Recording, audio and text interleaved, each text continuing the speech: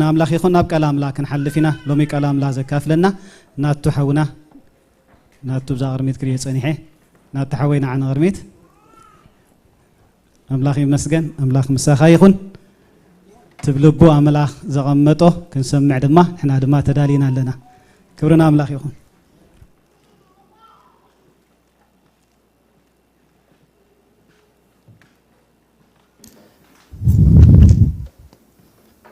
كما حديركم يا بير مسكن كلاتنا نصلي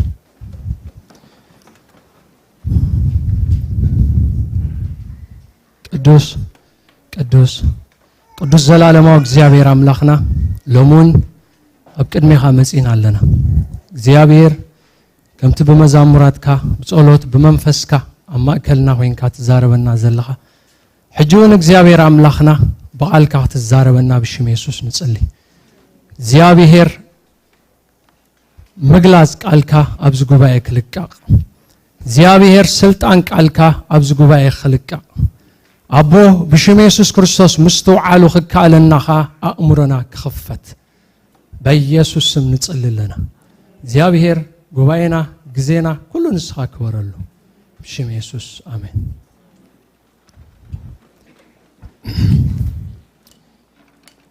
እግዚአብሔር ተመስገነ ይሁን ንሎም ማዓንቲ ሓቢርና ንካፈሎ ቃል ካብ ግብረ ሐዋርያት ምዕራፍ 9 ቁጥሪ 31 ዘሎ ኾኒ ግብረ ሐዋርያት 9:31 ከምዚ ይብል ተቃል ከምኡ ከዓ ነታ ኣብ ኩላ ይሁዳን ገሊላን ሰማርያን ዝነበረት ማሕበር ብዘላ ሰላም ኮነላ እናተሃንጸትን ብፍርሃት እግዚአብሔር እናተመላለሰትን بمردع منفس قدوس النعبيتن كدت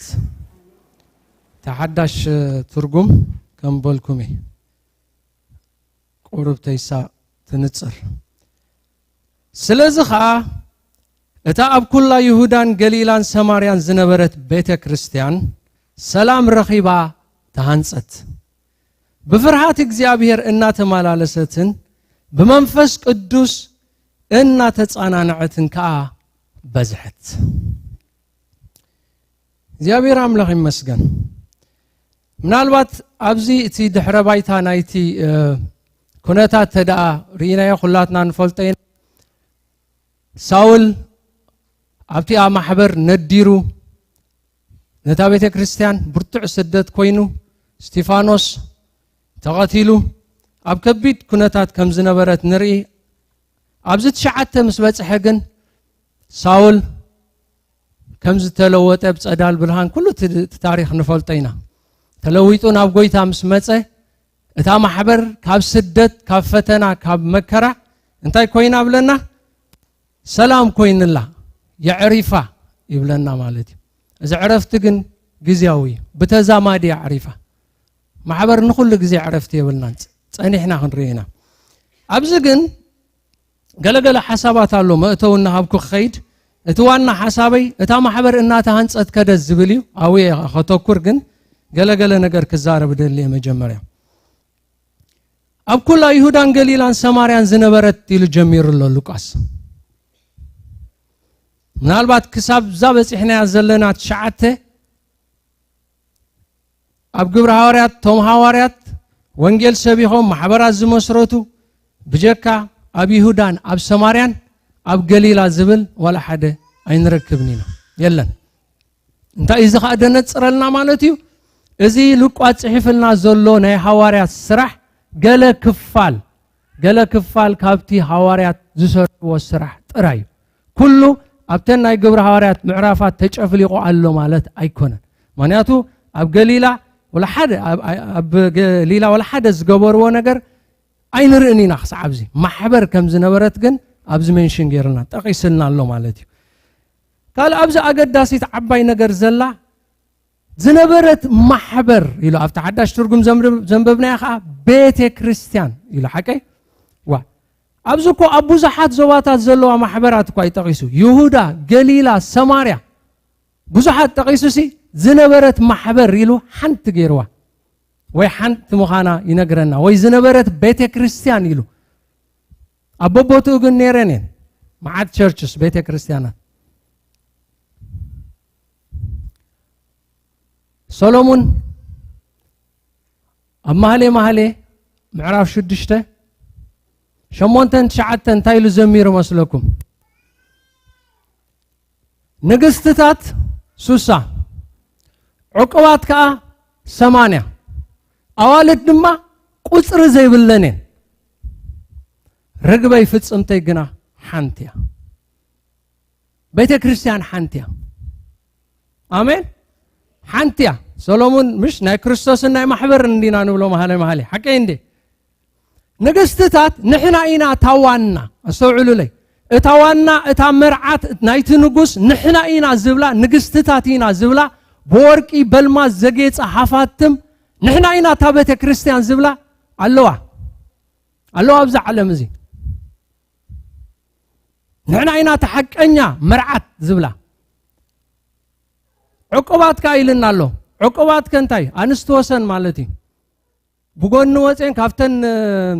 عندي عورا نقستاتينا بحال تتحد دبلا نو نحنا إينا اتنقص ناتنا إيو دبلا كان تحد ولا درجة الله أبزع على مزي مليون نحنا إينا تامرعات دبلا بس على ساي درجة اتا أوالد يلوازولو virgins دناقل يعتبر دناقل دخونا قد رزي بلنكا ننعشتو دناقل تباهيلن زلوها نو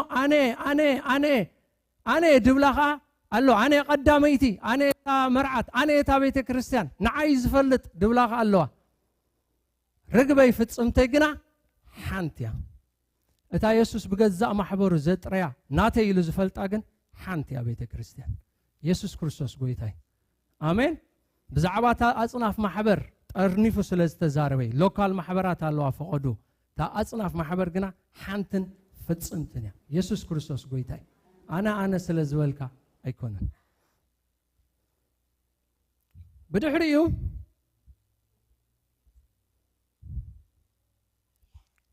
سلام كون الله يلو تزاري بلو قديمة تنكفى بيلي تساني حنيرة إذا سلام كون الله يلو زلو كقرمكم كسام معاسي تخيد مسيلكم كسا 10 تخلته زياد شعاته تودي الله أب 10 تخلته اندقن 10 حدا سلام كوين الله خلته معرافسي 10 تخلته من هيرودس متي خلته معراف يا سلام هيرودس متي زي هيرودس تباهيل زولو أغريبا قدامايو متي دما نياقوب أسيفو كمزا حقوسهم نتوما يهود مسرائي نبيتروس كأندقنا ناب اسر بيت اتيو كقتلو ناتدالو خلو بزح فتنا كمز مصاتا محبر دقيمو ينقرنا محبر كريستوس أبزا مدرزيا نقول غزي عارفة هادي أخذ كيد أي تخلنا أي كوني عينتها السدة يفعلاله عين السدة يفعلاله كالا أي ويدا زي نستوعله خوين نمبر بدرجة أكال كريستوس بدرجة تا حنت محبر انتدا حاسبنا حجي أبزل لنا دحنا لنا صبع لنا عرفنا نولانا كومي يكونن أب تشاينا زلا محبر تسدد تلا تسدد اللغة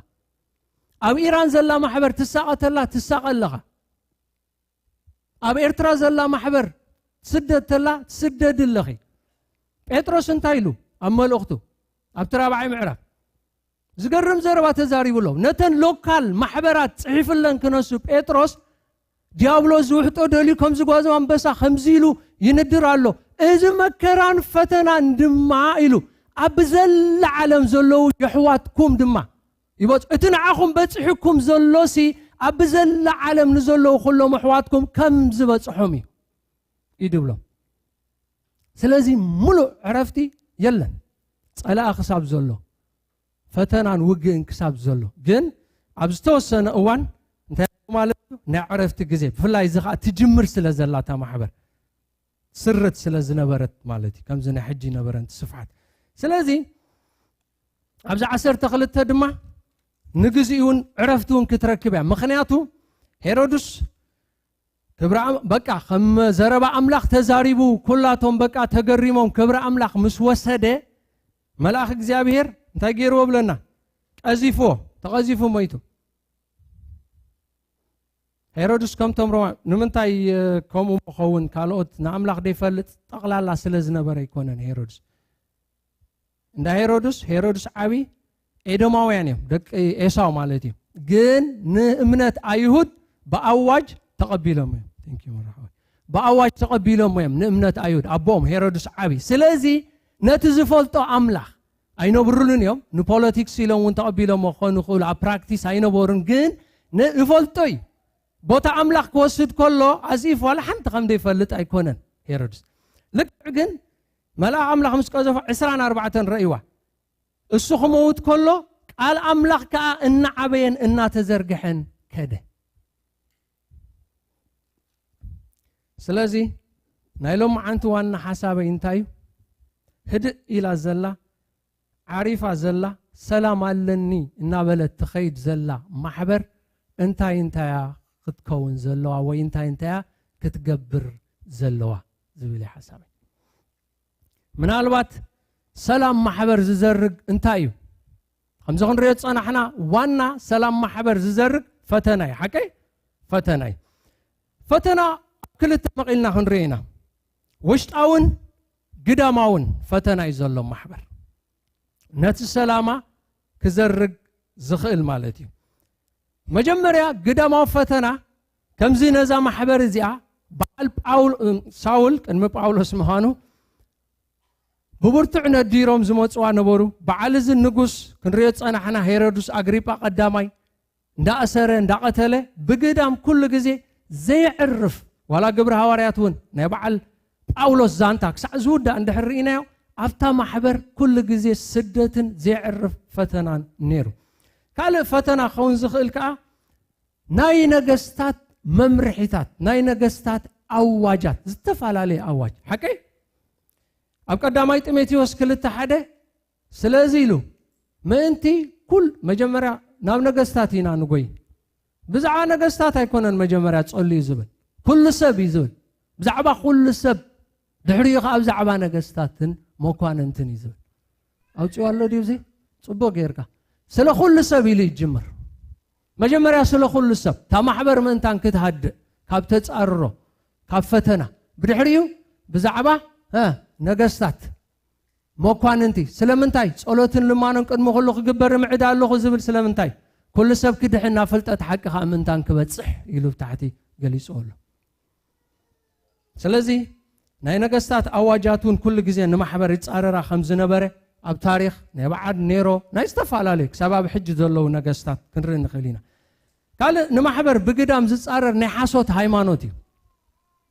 ናይ ሓሶት ሃይማኖታት ብፍላይ ነታ ቀዳመይቲ ማሕበር ኣዝዩ የጨንቃ ከም ዝነበረ ኩሉ መልእኽትታት ንረኽቦ ኢና ናይ ጳውሎስ በልዎ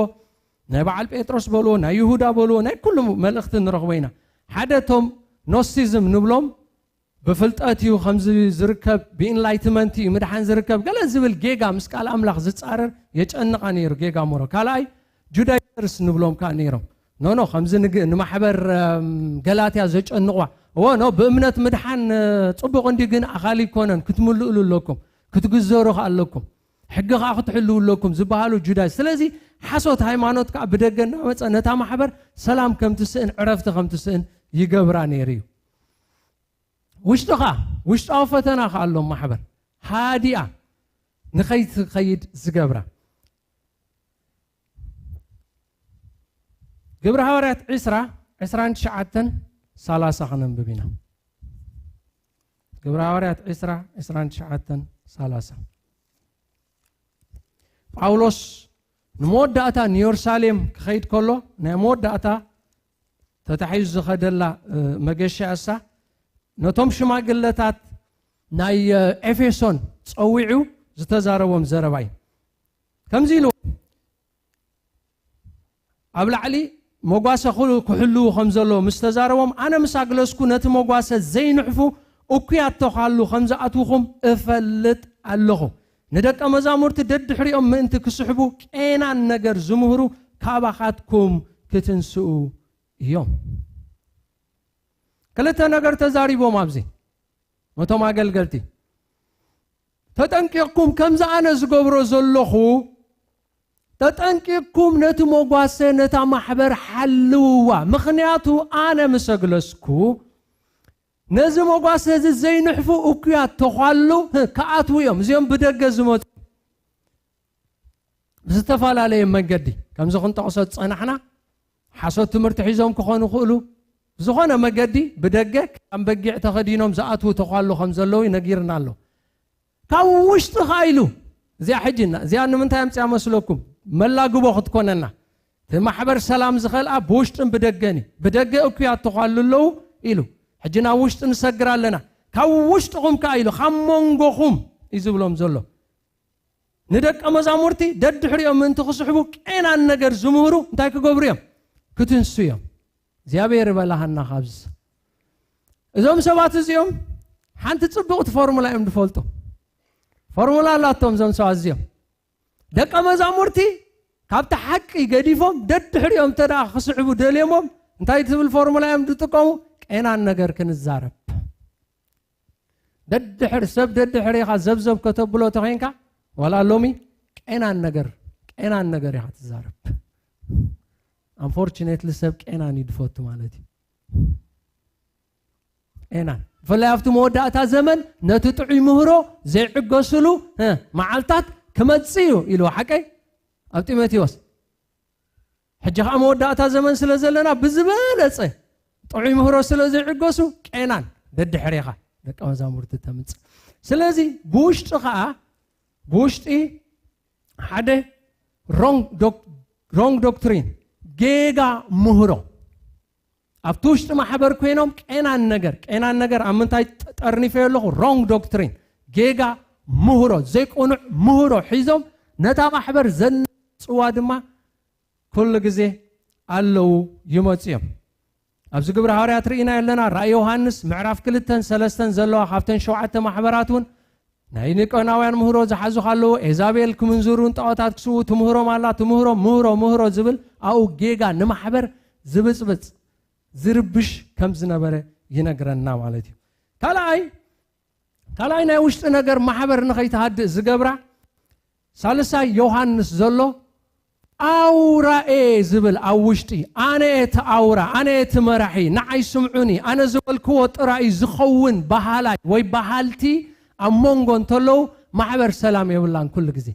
أنت يدبلو نجايوس تعمل أختنا أبغايوس يتصحفوا أنصاري مس ديوتريفس تباهيلو تتقيس زلو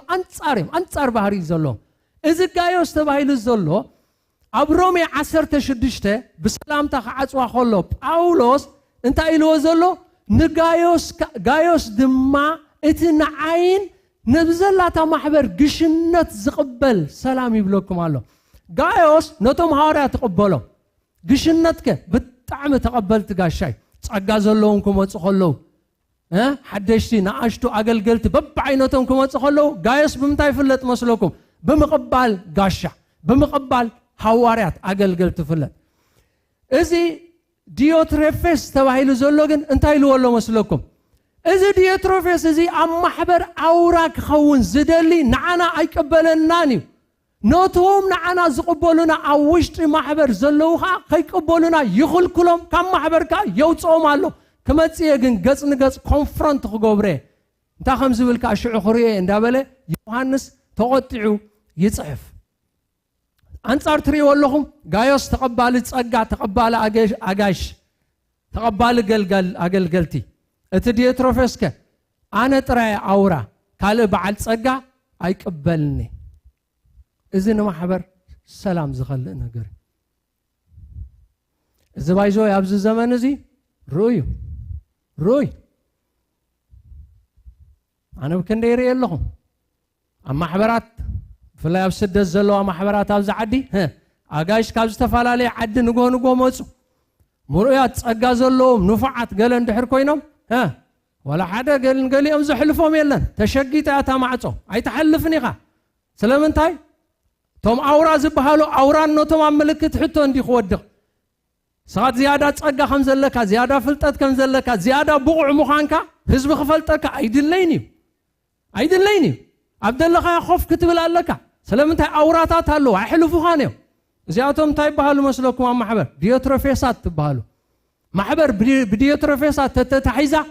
ولوط يلن منياتو كم غايوس صقا تقبل الله محبر اقلقلت تقبل الله قبعت زلوم كتقبل الله حنت ማሕበር ክርስቶስ ኢልና ሓንቲያ እትዕዮ ናይ ሓባሪ ናይ ኩሉ ሓደ ኣውራ ዝኾነ ሓደን ዝረኣየሉ ነገር ኣይኮነን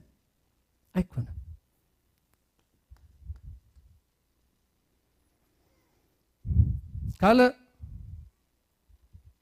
ንማሕበር ዝርብሻ ዓመፃይ ዋና ነገር ሓጢአት ኣይኮንኩን ድብል ደለኹ ዓመፃን ሓጢአትን ንፈላለዩ ኣስተውዕሉ ቀዳማይ ዮሐንስ 5:17 እንታይ ይብል መስለኩም ዓመፃ ዘበለ ኩሉ ሓጢአት እዩ ኢሉሎ ሓቀይ ናብ ሞት ዘየብፅሕ ሓጢአት ግን ኣሎ ኢልዎም ዓመፃ ዘበለ ኩሉ ሓጢአት እዩ ኩሉ ሓጢአት ግን ዓመፃ ኣይኮነን ኩሉ ሓጢአት ዓመፃ ኣይኮነን ዓመፃ ዘበለ ግን ኩሉ ሓጢአት እዩ ኣስተውዕሉለይ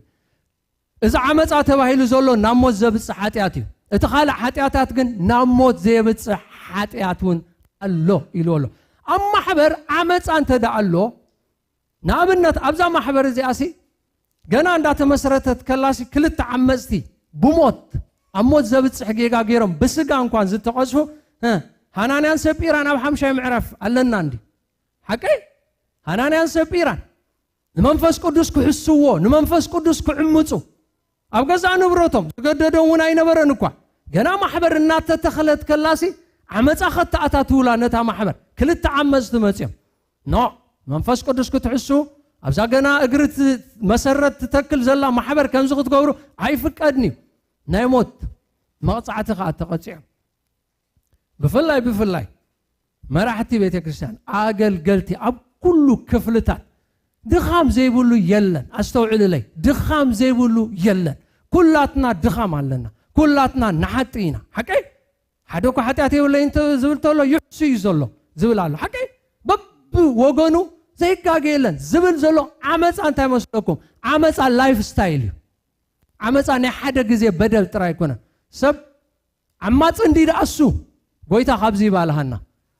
እሱ ዳ ዓማፅ እንዲ ተተባሂሉ ላይፍ ስታይል ካይ ከምኡ ባህሪኻ ማለት እዩ ከምኡ ኢኻ እምበር ናይ ሓንቲ መዓልቲ በደል ማለት ኣይኮነን ስለዚ ኩሉ ግዜ ኣብ ማሕበር ተዳ ዓመፃ ኣሎ ኮይኑ ድማ ማሕበር ሰላም ረኺባ ንኸይትቕፅል ኩሉ ግዜ ምስ ተረበሸት እያ ካልእ ኣብዚ ኣገዳሲት ናይ መወዳእታ ነጥቢ ክዛረበ ኣብዛ ሒዘያ ዘለኹ ማለት እዩ ንማሕበር ብዝግባእ ከይተዓይ ሽግር ዝኾነ ካልእ ኣይደኖ ሳቹሬሽን ኢለ ኣለኹ ከምዚ ሳቹሬሽን ማለት ዝቕባበ ኣብ ሓንቲ ማሕበር ዝቕባበ እንተደኣ ኣሎ ዘቕቢባ እንተደኣ ኮፍ ኢላ ወላ ሓንቲ ትድሒሩ ንሪኦ ምህናፅ ዶ ካልእ ዶ ኢሉ ተጠቂሱ ዘሎ ንዑ ዕንቅፋት ይኸውን እዩ ናይ ኢየሩሳሌም ቤተ ክርስቲያን ኣብነት ክንወስዳ ኢና ኢየሩሳሌም ቤተ ክርስቲያን ካብ ምዕራፍ 2 መንፈስ ቅዱስ ወሪዱ ብወግዒ ምስ ተመስረተ ጀሚራ ብስብከት ብትእምርትን ተኣምራትን ብኩሉ ምህሮ ንኢየሩሳሌም መሊኦማ ኣብ ከባቢኣ ዝነበረ ዓድታት ኩሉ መሊኦሞ ሓቀይ ኣብ ምዕራፍ 5 ክምርምርዎም ከለዉ እንታይ ምድሎ ኢየሩሳሌም ብምልእታ ብትምህርትኹም መሊእኩማ በቃ ሳቹሬት ጌራ መሊእኩማ በቃ እዚ ብዛዕባ ትምህርቲ ኣብ ኣፍታ ምዕራፍ ድማ እቶም ኣገልገልቲ ንኣብነት ሉቃስ ንጴጥሮስ ከም ኣብነት ወሲድዎ ኩሎም ኣብ ኢየሩሳሌም ዝነበሩ ተወዲኦም ኣብ ከባቢ ኢየሩሳሌም ዝነበሩ ብምሉኦም ዝብል ሕሙማት ኣምፂኦሞምሲ ኩሎም ቶም ሕሙማትካ ብፅላሎቱ የቐምጥዎም ኣብዚ ክሓልፍ ከሎ ማለት እዩ ኣምፁለይ ብፅላሎት ይፍውሰ ይበለን መቸም እሱ እንታይ ከም ዝተረድኦም ባዕሎም ኩማ ክዳነይ ንዕመት ፅላሎተይ ገለም ዝበሃል ነገር የለን እሶም ግን ኣምፂኦሞምሲ ብፅላሎቱስ ኩሎም ተፈዊሶም ብፈውሲ ብትምህርቲ መሊኦማ ተዓዲ ሽዑኸ መሊኦማ እንታይ ኮፍ መዓት ፀጋ መዓት ምግላፅ መዓት ፍልጠት ሒዞም ክንደይ ኣገልገልቲ ቁፅሪ ዘይብሎም ኣገልገልቲ ኣፍታ ናይ ኢየሩሳሌም ማሕበር ሳቹሬትድ ተፀቕፂቆም ኮፍ ኢሎም ተፀቕፂቅካ ናይ ኢየሱስ ክርስቶስ ዓላማ ብመሰረቱ እውን እንታይ ነይሩ ኪዲ ነይሩ ሓቀይ ኢየሩሳሌም መጀመርታ بيرساليم جميل كا يهودا سمارا كساوسن مدر كله ينيرت علامة تتقطير كخوف مبال حادقا اللو محبر كم زي تعب خم دي تسوق ميز قبرة እንታይ ድጋጢሙ ኣብ ምዕራፍ 5 በከምዚ ኣትውዳእ ሓቀይ ብተኣምራት ትምህርቶም መሊኣ ምዕራፍ 6 ኣሲ ተጸቕጺቃ ኩላ ኾፍ ምስ በለት ምጉርምራምን ባእስን ኮነ ብለና ከምኡ ተጸቕጺቃ ሓደ ኾፍ ምጉርምራምን ባእስን ይዘምጽ መግቢ ሓቀይ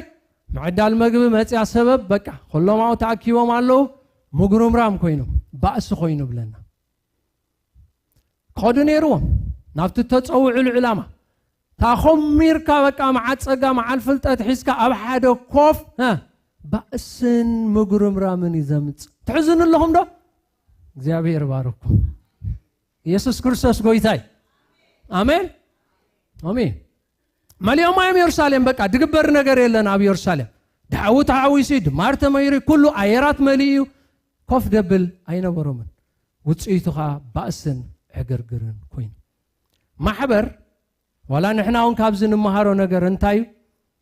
ጸጋ ሒስካ ፍልጠት ሒስካ አገልገልቲ ሒስካ ተጻጽየካ ኮፍ መባል ቅድሚ ሰበብ ምምጹ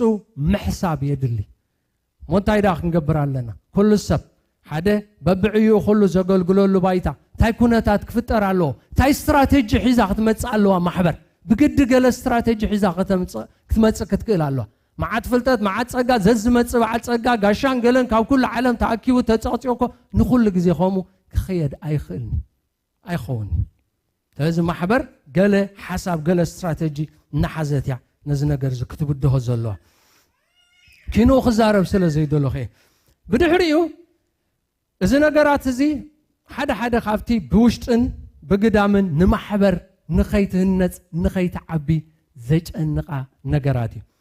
ካብዚ ነገር እዚ ዕርፍ እንታይ ላግን ብተዛማዲ ሕጂ ብዛዕባ ሎካል ቸርች ተዛሪብናሲ ሎካል ቸርች ሓንቲ ሞ ካብዚ ንብሎ ዘለናስ ብተዛማዲ ህድእ ኢላ ዕርፍ እንድሕር ኢላ ኣላ ኮይና ክትገብረን ዘለዋ ብግዲ ዘን ሕጂ ንርኤነን ኣብ ኩለና ኣይኮናን ክንተኩር ኣብ ሓንቲ ኢና ግን ከም ዝብል ንብዘላ ሰላም ኮነላ ምስ በለ እናተ ሃንጸትን ብፍርሃት እግዚአብሔር እናተ መላለሰትን ብምርዳ ብደገፍ ማለት እዩ መንፈስ ቅዱስ እናዓበየት ከደት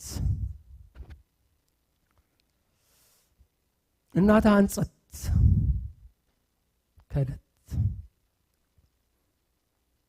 ኤፌሶን 4:11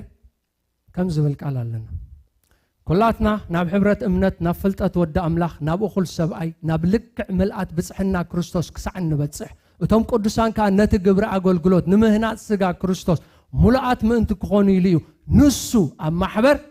نغلياتهم وريات نغلياتهم نبيات غلياتهم ممهاران غلياتهم كا ወንጌላዊ ነቅሬታ ገሊአቶም ካ ጓሶትን መምሃራንን ኮኑ ሃበ ንምንታይ ንምህናጽ ትብላላ ሪኹም አዲኹም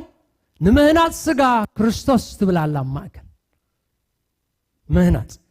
እዛ ምህናጽ ትብል ቃል እዛ ኤፌሶን 4 ዘላን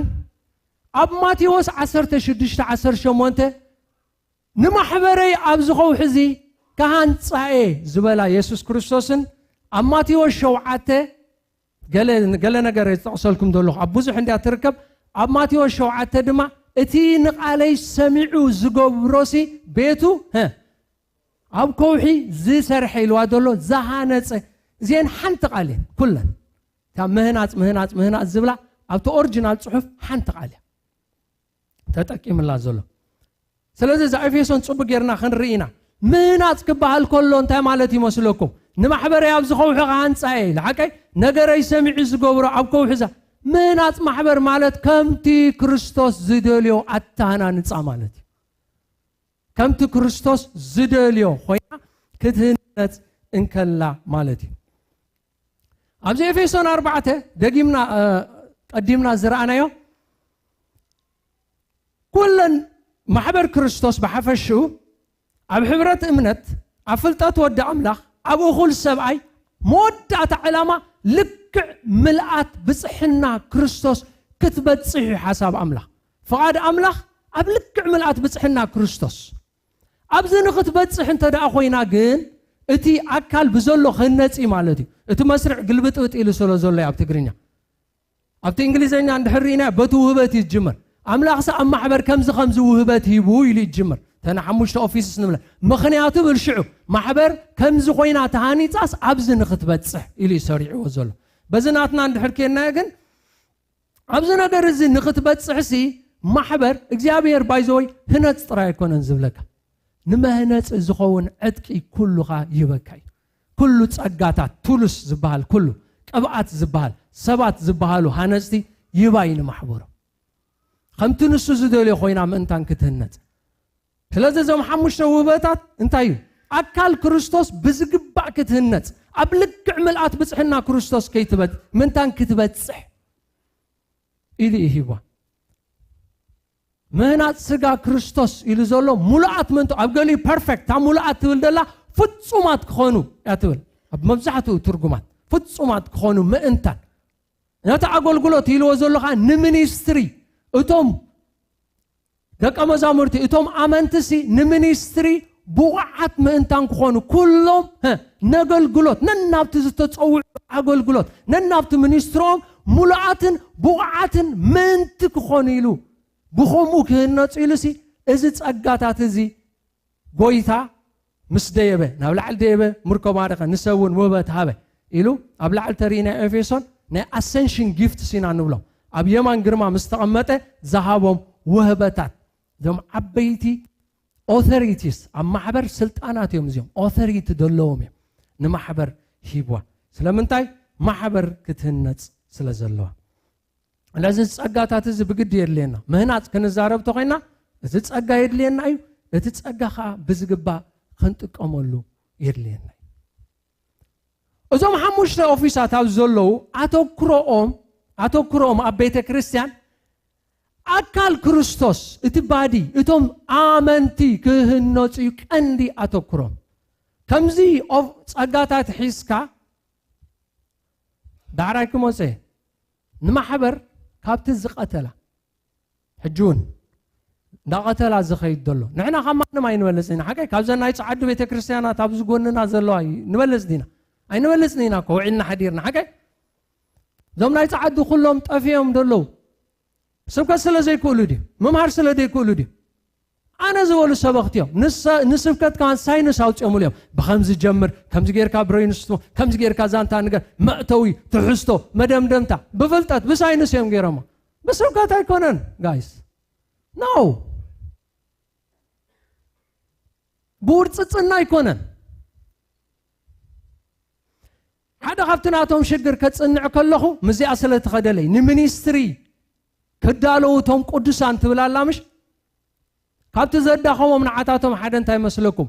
ሜንቴናንስ ኦቨር ሚኒስትሪ ይበሃል ኣሎ እቲ ሓይሊ እቶም ኣገልገልቲ ዝበሃሉ እቶም መራሕቲ ቤተ ክርስቲያን ዝበሃሉ ክንዲ ኣብ ሚኒስትሪ ዘተኩሩ ኣብ ሜንቴናንስ ኣብ ፕሮፐርቲ ኣብ ሞርጌጅ ኣብ ገዛ ሳቶም ከዓ ዓበይቲ ፕሮፐርቲታት እዩ ዘለዎም ዝተፈላለየ ሜንቴናንስ ኦቨር ሚኒስትሪ ናትካ ኣይኮነን ብከምዚ ተፀዊዐ ትብል ተኮይንካ ደቀ ሐዋርያት እንታይ ንሕና ቃል ኣምላኽን ጸሎትን ክንሓድግ መግቢ ክንዕድል ኣብ ማኣዲ ተኣናግድ ኣይግባእን እዩ ኣይግባእን ከይኑ ደግሞ ዝገጋዛ ኣነ ብዙሕ ዝፈርሕ ብፍላይ ኣብ ምዕራባዊ ዓለም ንዑ ትራስቲስ ኣለዉ ትራስቲ ንዑ ዓቕሚ ዘለዎም ንምረፅ ተባሂሉ ሓቀይ ንዑ ክገብርዎ ዝኽእል መሪፅካ ብከምዚ መሪሕነት ብኦቶሪቲ የገልግል ትብል እንተኮይንካ ፎከስካ ኣበይ ክኸውን ከም ዘለዎ ምፍላጥ ጽቡቕ ኢየሱስ ክርስቶስ ጎይታይ አሜን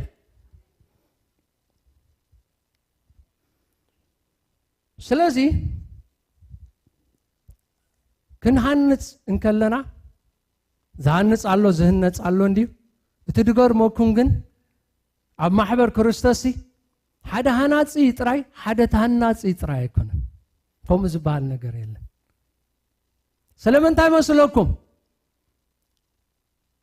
ኣብዚ ናይ ምድራዊ ህንጻሲ ህንጻ ትብር እንተኮይንካ ሃነጽቲ ሎ ትድህነጽ ማቴሪያል ኩሉ ጉዝ ይሓቀይ ብጉዝ ነገር ኢኻ ትሃንጽ ኣብዚ ማሕበር ክርስቶስ ግና ህያዋን ኣእማን ኢኻ ትሃንጽ ኣሜን ኢየሱስ ክርስቶስ ጎይታይ ህያዋን ኣእማን ቀዳይ ጴጥሮስ 2:5 ንራያስከ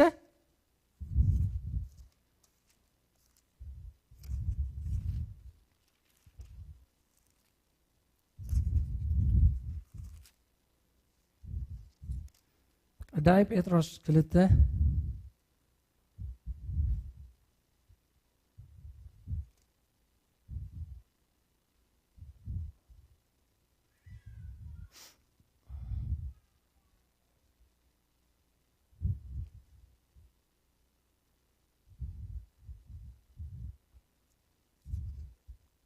يا قريتها بيتروس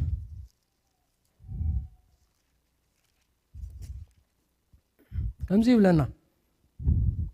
نسعدكم ون كم هي وانا امان كوينكم نتبي يسوع كريستوس اب املاح قبول زخونه منفساوي مسواتي كتقربوا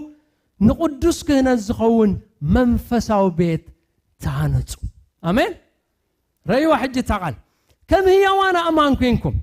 نمنتاي زخون نعملاح قبول زخونه مسوات من انتان كتقربوا سي نقدس كهنا زخون منفساو بيت تانص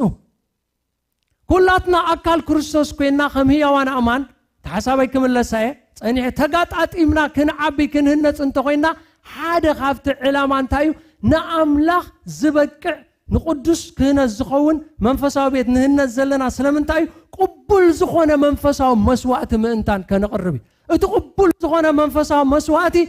مزمار متصلاي فركنا فرنعو زمن كله تصبقي كينو يجن اكزابير كابانا مسوات زتصبه كينو يو رومي 10 حدا نسقاكم نناتكم بودي يدبل تاسقا أكالاتكم نسقاكم هياون قدسنا أملاح بازبل مسوات غيركم كتقربوا أمود دعتا تهانيس كاتقاتات إمكا اتناتكا باديسي هياو قدسنا أملاح كل غزي بازبل مسواتي كخون آمين يسوس كريستوس قويتاي كي زمركا كي تصلخا زغانا خي قبركاس اتناتكا باديسي نعملاغسي بقع مسواتي امين دو او دي بصحنا قويتا يسوس كريستوس قويتاي سلازي حجي هي وانا امان حج كلتا نقر كنرينا اتزهنت هي وانا اماني اتزهنت ونبعلو هي امان كوينو تهانيت يزهن الزول حكي تم كند هانس تبايزوي تم حموش اوفيسس يوم تم كند بفلاي كوا وارياتن نبياتن أبتمس جل أنت يقولوا مسلوكم أبزنا حج محبر حواريات النبيات عيدلينيو مخنياتو نساتهم مسرت يمنيرهم مسرت كاتودي مخنياتو أبي إفيسون كلته أنت يقولوا باولوس أبتي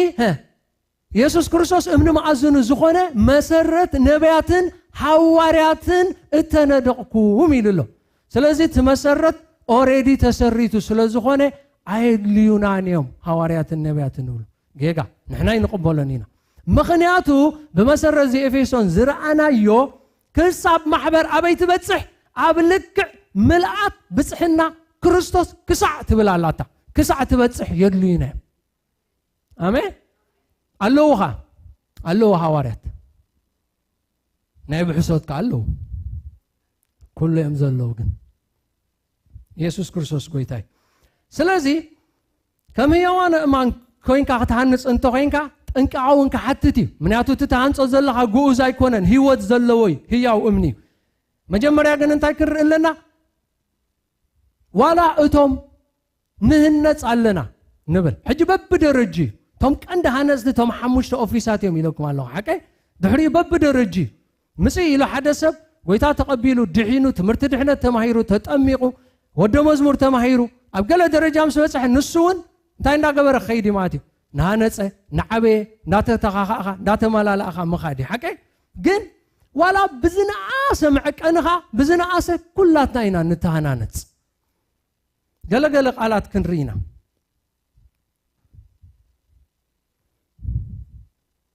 ابزا افيسون حزنا زلنا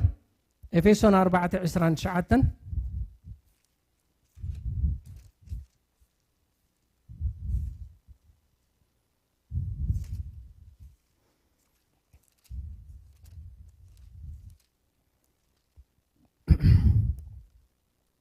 عبسران شعتن طيب لنا أبتا معرف حزنا زلنا اتن سمعتو نبرخت زخون نمهنات ون زد اللي سناي زبل الزربا دا تزارو منبر زيت أكم زربا خابافكم عيوتصع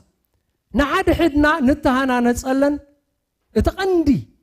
ሓንሳብ ንጎኒ ገዲፈ ኣለኹ ንሓድሕድና ከም ኣመንቲ ከም ኣሕዋት ግን ንተሃናነፀለን ሰለስተ ነገራት ክጠቅስ ስለ ዝደለኹ ሓደ ብምንታይ ብጥዑይ ዘረባ ንምህናት ዘድሊ ንሰማዕቱ ንበረኸት ዝኸውን ጥዑይ ዘረባ ጥዕና ዘለዎ ዘረባ ብምዝርራብ ንሓድሕድና ንተሃናነፅ ኢና ልሳን ማዕረኽ እንደ ሓደገኛ ምዃኑ መፍረስ ምዃኑ ያዕቆብ ጽቡቕ ገይሩ ገሊጽልና ኣሎ ሓቀ ዘይጠቅም ዘረባ ካብኣፍኩም ኣይውፃእ ኢልዎ ዘሎ ብዝውን እቲ ዘይጠቅም ዝብል ኮራፕትድ እዩ ዝብለና ኮራፕትድ ዝኾነ ዘረባ የፍርስ እዩ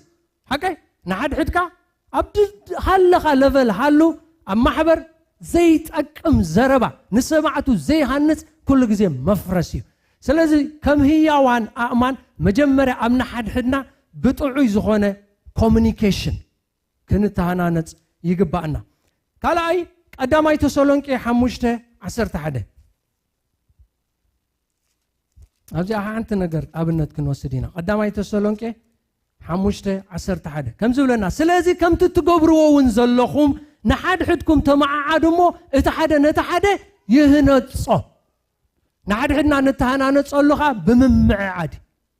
ጥዑይ ዝኾነ ግን ካብ ጥዑይ ኢንቴንሽን ሃቐናና ልብና ፅሩይ ኮይኑ ንሓድሕድና እንታይ ንገብር ንምዓዓድ ስለዚ ብምምዓድ ከዓ እንዳተሓደ ብኮሚኒኬሽን ጥዑይ ካልኣይ ክጋገ ከሎ ሓውና ክትጋገ ከላ ሓፍትና ገለ ክኸውን ከሎ ብምምዕዓድ ከዓ ኣብ ማሕበር ንሓድሕድና ንተሃናነፅ ኢና ሓንቲ ሳልሰይቲ ኣብነት ክንወስድ ከዓ ሮሜ 14:19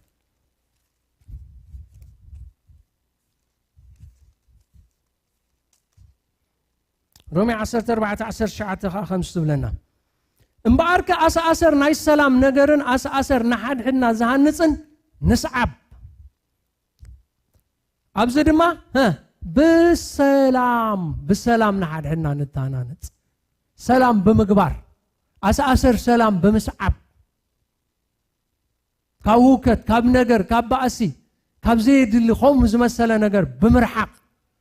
ኣሰኣሰር ሰላም ብምስዓብ ንሓድሕድና እንታይ ንገብር ኢና ንተሃናነፅ ኢና እዚ ኩሉ ህያው እምኒ ዘበለ መባእታዊ ዝባይዞይ መባእታዊ ግድን ክንገብሮ ዘለና ነገራት እዩ ካብ ሕልፍ ኢልና ግን እቶም ሃነስቲ ኢልና ርኢናዮም ዘለና ኦቶሪቲ ስልጣናት ተዋሂቦም ሓላፍነታት ተዋሂቦም ዘሎ ብሰለስተ መንገዲ ይሃንፁ መጀመርያ ብውህበት ምህናፅ ኩሉ ግዜ ብውህበት ዓንተ ወይ ጥቕስ ኣቢለ ነይር ሓቀ ተን 5 ውህበታት ኢልና ካብ ሓሊፉን ቀዳማይ ቆሮንጦስ ኣብ 14 ኣለና ካብ 3-5 ኣለና ኣብ 12 ኣለና ኣብ 26 ኣለና ንማሕበር ዝሃንፅ ነገራት ብዙሕ ዓይነት ውህበታት ኣብ ዘዚርሎ ተፈላለየ ሕጂ ኖም ቦና ኣብ ገዛ ንብቦ ኣብቲ መወዳእታ ከባቢ 26 ክበፅሕ ኣሎ ኣሕዋቴ ክትከቡ ከለኹም እንታይ ግድዩ ብሎ እንታይ ግድዩ ንሓደ መዝሙር ኣሎ ንሓደ ማዕዳ ኣሎ ንሓደ ትምህርቲ ኣሎ ንሓደ ቃል ኣሎ ንሓደ ከምዚ ኣሎ ንሓደ ትንቢት ኣሎ ንሓደ ራእይ ኣሎ ኩሉ ግና ንምህናፅ ማሕበር ይገበር ውህበት ዘበለ ኩሉ ንምንታይ እዩ ንምህናፅ ማሕበር ስለዚ ማሕበር ክትነፅ ኣለዋ ክንብል ተኮይና ማሕበር ብውህበታት ክትግለፅ ኣለዋ ንብላልና ብካልእ መንገዲ ብፃዕሪ ብስጋ ሕጊግ ስለ ዝበልካ ክትሃንፅ ኣይትኽእልኒ ህያው እምኒ ክትሃንፅ ተኮይንካ ብውህበታት ኢኻ ትሃንፅ ሰብ በብውህበቱ ከገልግል ከሎ ውህበት ከዓ ክግለፅ ኣለዎ ማሕበር ኣሜን እቲ ወሃባይ ሂቢ እዩ ብመስፈር ውህበት ክርስቶስ ንነፍሱ ወከፍ ጸጋ ተዋሂብ እዩ ዘጠራጥር ኣይኮነን ክወፅእ ክግለፅ ክኽእል ግን ኣለዎ ስለዚ ምህናፅ ኩሉ ግዜ ብምንታይ እዩ ብውህበታት እዩ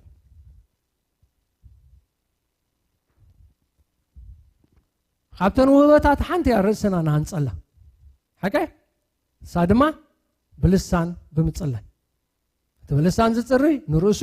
ይሃንፅ ምስጢር ምስ ኣምላኽ ይዛረብ ኣሎ ብለና እዚኣ ንርእስና ንሃንፀላኻ መንያቱ ዘይተሃንፀ ኣይሃንፅኒ ዘይተሃንፀ ይሃንፅኒ ሽግር ኮይኑ ዘሎ ከይተሃነፅካ ምህናፅ እውን ዓብይ ሽግር ከይተሃነፅካ ምህናፅ ኣሎ ኣብነት ክወኩም እንደሆነ ኣብነት ጳውሎስ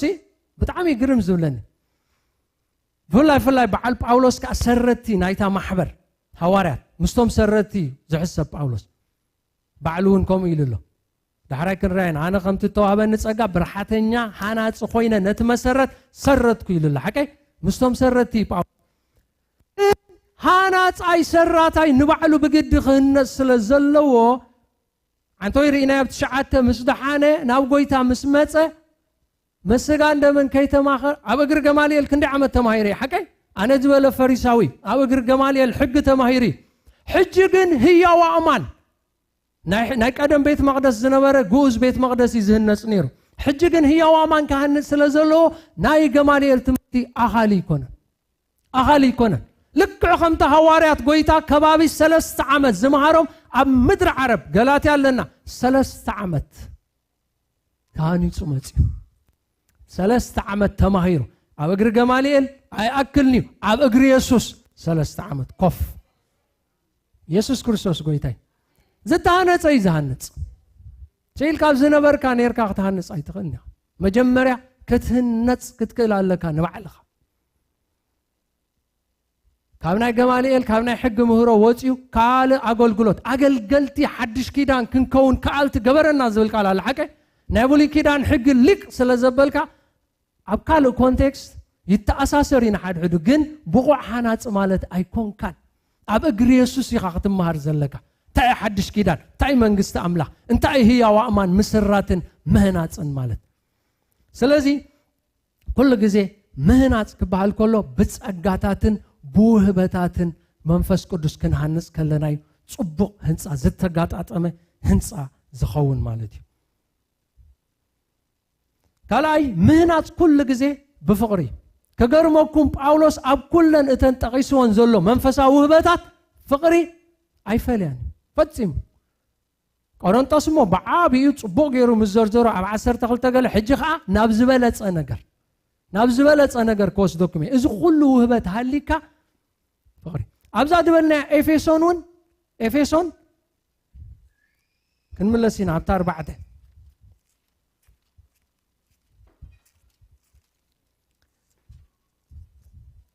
ኤፌሶን 4 ምህናጽ ብፍቕሪ ምዃኑ ኣብኣውን ኣነጺር ዋይ ተም ውህበታት ጠቕስናዮም ዓንተ ወይ ምዘርዘረ ሽዑ ኣብ 15 ብፍቕሪ ንሓቅና ሰዓብና ናብቲ ርእሲ ዝኾነ ክርስቶስ ንዕበ ኢሉ ኣብ ታሕቲ ድማ ብመጠን እቲ ነንኽፍሉ እተመደበሉ ግብሪ ብፍቕሪ ምእንቲ ክህነጽ ኣብ ክርስቶስ እዩ ምዕባዩ ዝርከብ ኢሉሎ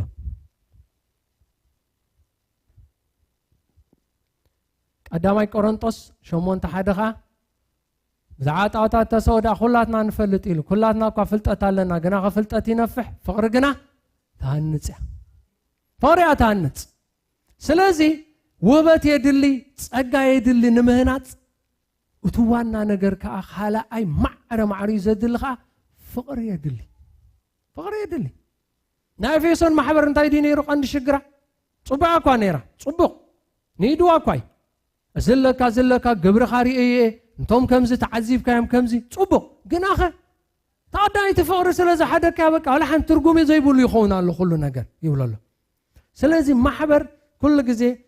እናተሃንጸት ክትከይድ እቲ ዘድሊ ውበታት ከድልዩ ፍቕሪ ድማ ከድልዩ ግድን ሳልሳይ ስልጣን ነድሊ ኦቶሪቲ ተዋሂቦምና እንዲዶ ኤክሰርሳይዝ ግን ክትገብሮ ኣለካ ሰይልካ እናቃባጠርካ ዝስራሕ መንፈሳዊ ስራሕ የለን ኣነ ነግረኩም መቀበጣር ፍቕሪ ማለት ኣይኮነ ጥበብ የድልዩ ኣገባብ ምፍላጥ የድልዩ ቶም ሃነስቲ ቶም ኤጲስቆጶሳት ካብቲ ሓደ ናቶም ብቕዓታት ዘርዚርዎ ዘሎ ኣገባብ ዝፈልጥ ንምስትምሃር ብቑዕ ዝኾነ እንዳበለ ብዙሕ ዝርዝር ሓቀ ስልጣን ግን የድልዩ ብስልጣን ምህናጽ ካልኣይ ቆሮንቶስ 18 እቲ ንምህናጽኩም እምበር ንምፍራስኩም ዘይኮነ ተዋሂብኒ ዘሎ ስልጣን እንዳበለ ጳውሎስ ይዛረብ ንምፍራስ ዳይ ስልጣን ዘይተዋሃቦም እዞም ኦቶሪቲስ እዚኦም እምበረ ንምህናጽ ክሳዕ ዝኾነ ብፍቕሪ ክሳብ ዝኾነ ሙሉእ ስልጣን ተዋሂቦም ክእርሙ ክገንሑ ክቆጽዑ ሙሉእ ስልጣን ተዋሂቦም ኣሎ ስለዚ ንሕናውን ነቲ ስልጣን እንታይ ክንገብር ክንክእል ኣለና ክንእዘዝ ከነኽብር ክንክእል ኣለና ሽዕዩ ማሕበር ብስነ ስርዓትን በገባብን ዝህነጽ ኣው ኣብቲ ካልኣይ ቆሮንጦስ እውን ኣብ 13:10 እውን ሓደ ሓሳብ ዘሎ በቃ ንምህናጽኩም ኣነ ስልጣን ተዋሂብኒ ዝብል ኣሎ ትጥቕሲ ከተንብቦ ትኽእሉ ኢኹም ስለዚ ንምህናጽ ስልጣን እውን የድልዩ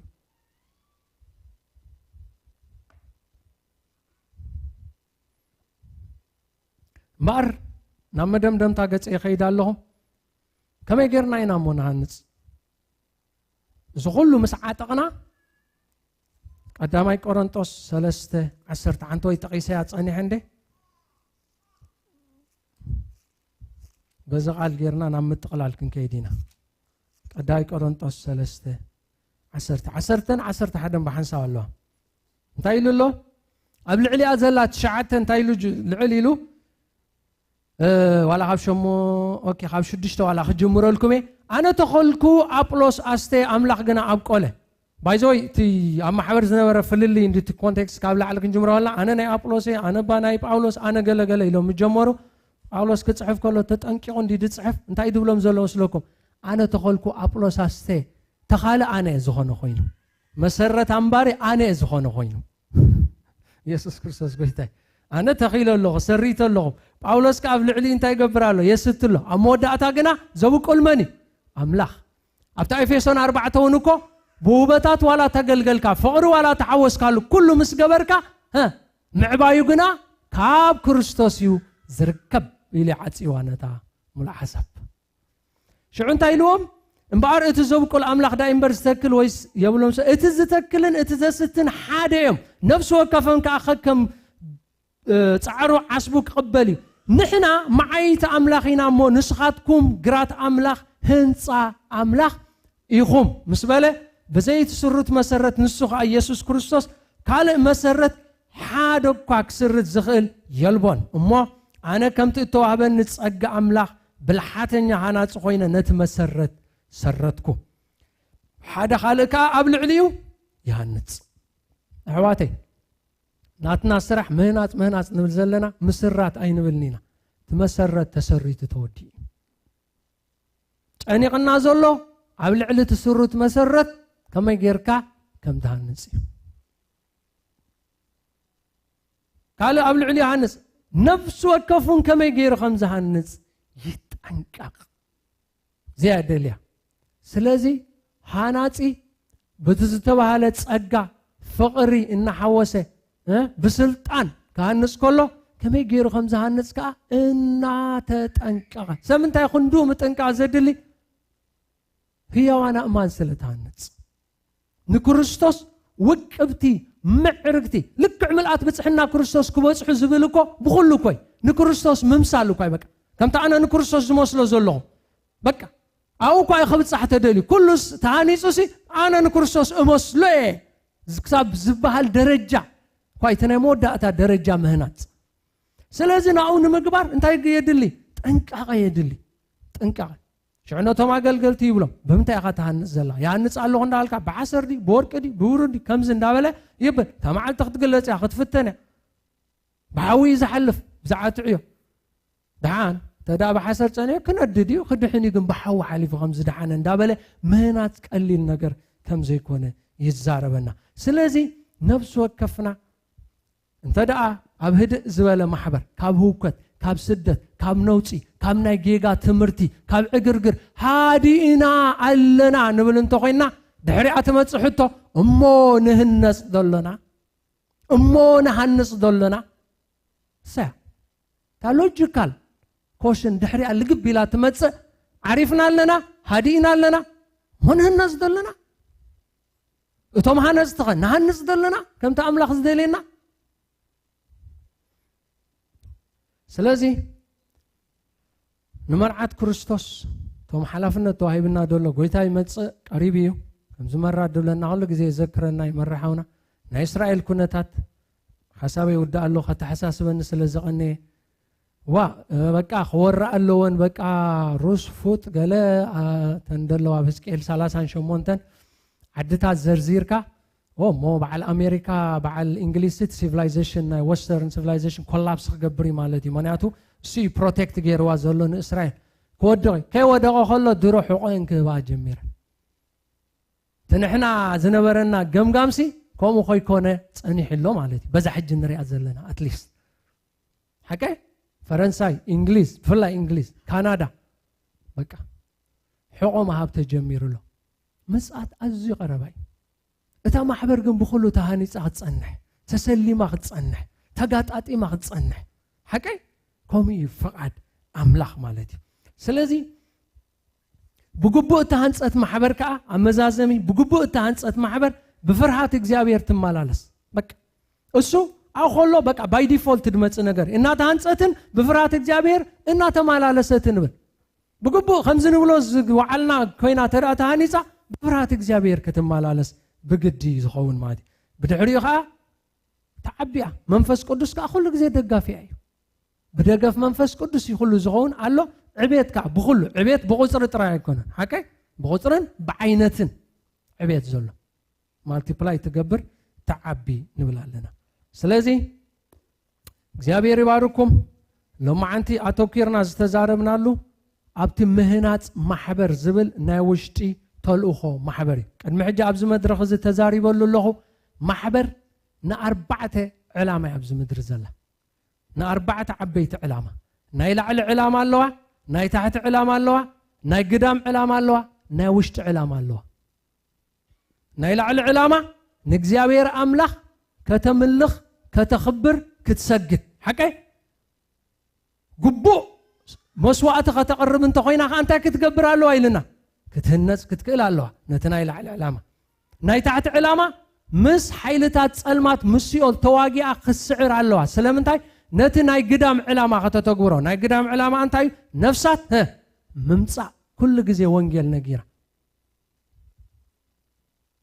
نوشت علامه خا نتو مصيم زلو بزغبا حانيصا كتعبي سلازي تتحيز زخيد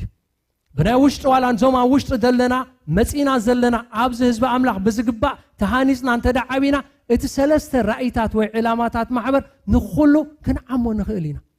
وانجيل سبيقنا هنمص نخلينا حيلتات صلما سعيرنا سمس حمامو مصي مس حمامو يملسني شعو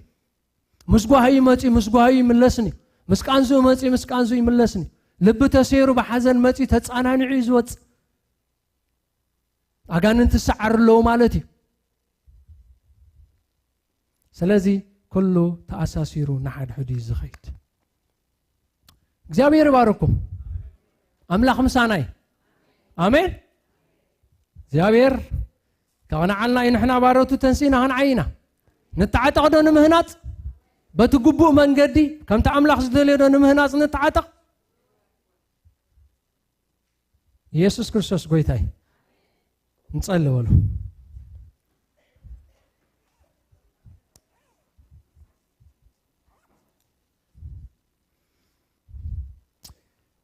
እግዚአብሔር አምላክና በወደኻ በክርስቶስ ኢየሱስ ስም ንባረከካ ኣለና